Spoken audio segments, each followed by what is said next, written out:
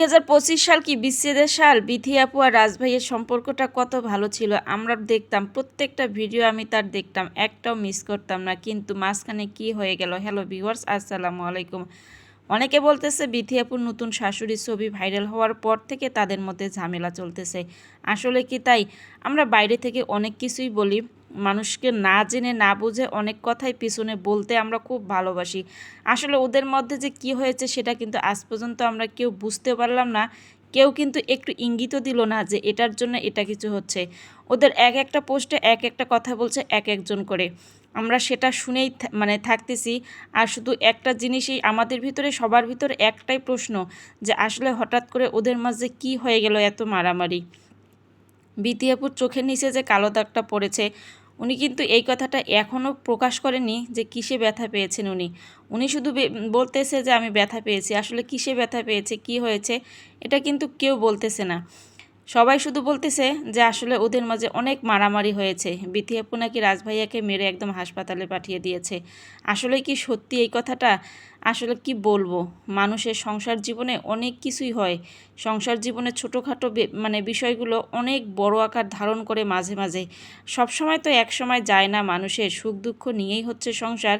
এই যে কথায় আছে না, আমরা মানুষকে যতটুকু দেখাই ততটুকুই, ভেতরের অনেক কিছুই আমরা মানুষকে দেখাই না। কিন্তু হঠাৎ করে হয়তোবা সেটা প্রকাশ পেয়ে গেছে।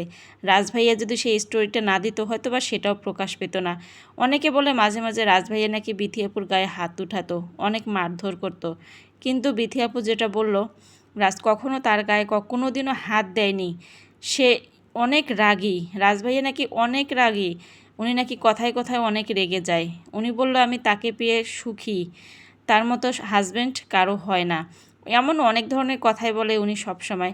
আমারও ভালো লাগতো ওনার ভিডিওগুলো দেখতে, এখনও ভালো লাগে। আসলে খারাপ লাগে তা বলবো না, মানুষের সংসার জীবনে অনেক কিছুই হয়।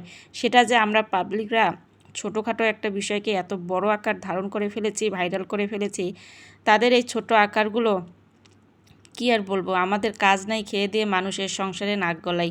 যদি কাজ থাকতো তাহলে হয়তোবা মানুষের সংসারে মানে নাকটা গলাইতাম না। মানুষের সংসারে কি হচ্ছে না হচ্ছে এত কিছু খোঁজাখুঁজি করতাম না। কাজ নেই তাই আমরা পাবলিক মানে মানুষের পেছনেই লেগে থাকি। এই যে কথায় আছে না, মানুষকে সবাই দেখতে পারে না, সবাই ভালোবাসে না, একজন আরেকজনের ভালোটা দেখতে পারে না। হয়তোবা ওদের মাঝে টুকিটাকি কিছু একটা হয়েছে, সেটা স্বাভাবিক। কিন্তু আমরা অনেক বড় আকার ধারণ করে ফেলেছি, সেটাকে ভাইরাল করে ফেলেছি। আচ্ছা, যাই হোক, শুধু একটা কথাই বলবো, যেন ওরা ভালো থাকে, সুস্থ থাকে, সব সমস্যা যেন ওদের সমাধান হয়ে যায়। মানে টুকিটাকি ঝামেলা সংসারে হয়ে থাকে, এই ঝামেলাগুলো যেন আর না হয়। ঝামেলা ছাড়া সংসার নাই মেয়েদের, কিন্তু সেই ঝামেলাগুলো যেন বাইরে আর প্রকাশ না হয়, এটাই মানে চাই শুধু, আর কোনো কিছুই না। আচ্ছা, প্রথমে হচ্ছে মাছ আমি ভুনা করে নিলাম একটু। মাছটা ভুনা করে রেখে তারপর হচ্ছে একটু শাক ভাজি করে নিব আমি। আসলে শাক আমার খেতে অনেক ভালো লাগে, শাক ছাড়া আমার একদম কেন জানি ভালোই লাগে না। আজকে কয়েকটা দিন ধরে শুধু শাক খেতে ইচ্ছা করে। আজকের ভিডিও এই পর্যন্ত, সবাই ভালো থাকবেন, সুস্থ থাকবেন।